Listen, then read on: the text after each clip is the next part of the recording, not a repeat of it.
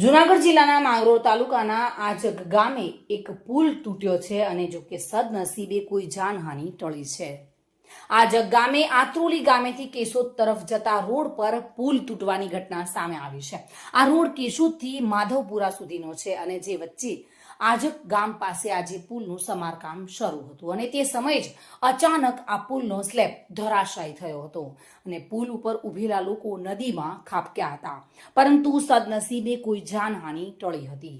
આ રોડ જાહેર રોડ છે અને અહીંયા રોજે રોજ હજારો વાહનો આવન જાવન કરે છે। આ રોડ પર આજગ ગામ પાસે પુલ રિપેરિંગ કરતા હતા ત્યારે હિટાચી મશીન ચાલતું હતું અને તે જ સમયે અમુક લોકો ત્યાં ઊભેલા હતા ત્યારે અચાનક આ પુલનો સ્લેબ પડતા અહીંયાથી હિટાચી મશીન પણ અંદર ખાબક્યું હતું, જ્યારે પુલ પર ઊભેલા લોકો પણ અંદર ખાબક્યા હતા, પરંતુ સદનસીબે કોઈ જાનહાનિ ટળી હતી।